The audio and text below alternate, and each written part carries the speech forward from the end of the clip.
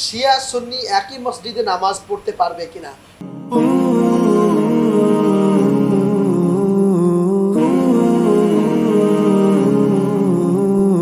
প্রিয় ভাই, শিয়া এবং সুন্নি আমাদের নামাজের আসলে মৌলিক কোনো পার্থক্য নেই।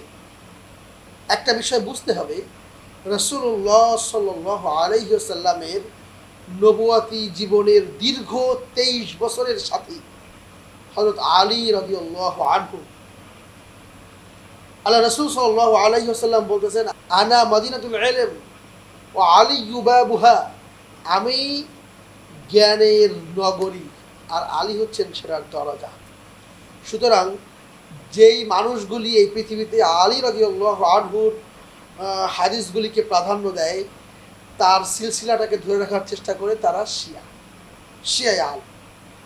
আর আমরা যারা এই ভারতীয় উপমহাদেশ সহ মিডল ইস্টে বর্তমান সময়ের বেশিরভাগ অঞ্চলে সুন্নি প্রভাবটা রয়েছে, তো এই সুন্নি প্রভাবে মুআবিয়া সহ অন্যান্য আরও কয়েকজন সাহাবা কিরামের ফতোয়াগুলি আমরা মেনে চলি বেশিরভাগ।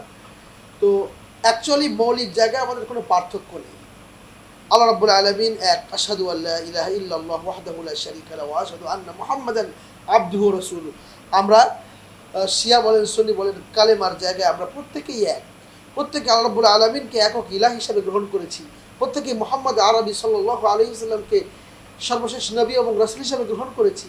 প্রত্যেকেই আমরা কুরআনুল কারীমকে সর্বশেষ নাজিলকৃত পূর্ণাঙ্গ আসমানি কিতাব হিসেবে গ্রহণ করেছি এবং কোরআনের প্রত্যেকটা আইন কানুন বিধান আমরা মেনে চলছি। সুতরাং আমাদের মধ্যে খুব বেশি কোনো পার্থক্য নেই। দু একটা মাসালায় ইখতিলাফ রয়েছে, এই ইখতিলাফকে বড় করে গন্ডগোল পাকানোর দরকার নেই প্রিয় ভাই।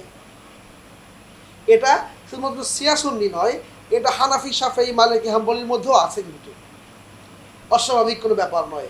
হ্যাঁ, কি হয়েছে, শিয়া সুন্নিদের মধ্যে বড় যে পার্থক্যগুলি রয়েছে সেটা হচ্ছে সাহাবা আজমাইনদের ভিতরে গণ্ডগোলগুলি শিয়া সুন্নিদের মধ্যে এখনো পর্যন্ত মানসিকভাবে দ্বন্দ্বে রয়ে গিয়েছে।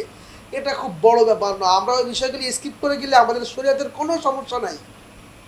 শিয়ারা 9 ওয়াক্ত নামাজ পড়ে না, শিয়ারা ফজরে 4 রাকাত পড়ে না, শিয়ারা ফজর 2 রাকাতই পড়ে, 5 ওয়াক্ত নামাজই পড়ে।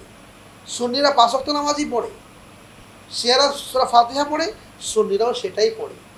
প্রিয় ভাই, একই মসজিদে নামাজ পড়লে বরং পারস্পরিক হৃদ্যতা, ভালোবাসা আস্তে আস্তে বৃদ্ধি পাবে। এটা জ্ঞানজাম ফেসাদ দূর হয়ে যাওয়ার একটা অনেক সুন্দর সুবিধা। আল্লাহ রাব্বুল আলামিন পুরো মুসলিম বিশ্বের সকল মুসলমানদেরকে এক হওয়ার তৌফিক দান করুন। রাসূল সাল্লাল্লাহু আলাইহি ওয়াসাল্লাম বলতেছেন, মান সাল্লা সালাতানা ইস্তাকবালা কিবলাতানা আকালা যাবিহানা ফাযালিকাল মুসলিম। যে ব্যক্তি আমাদের নামাজের মতো করে নামাজ পড়ে, আমাদের কেবলা কাবার দিকে সিজদা দেয়, আর আমাদের মুসলমানদের জবাই করা পশুর গোশত খায়, সে হচ্ছে মুসলমান। আপনার শিয়ারা কি এটা মানে না? সুন্নিরা কি মানে না? সবাই আমরা মুসলমান। অযাচিতভাবে যে কাউকে আমরা দূরে ঠেলে দেব না, বরং সবাই একসঙ্গে আমরা মিলেমিশে জান্নাতে যেতে চাই।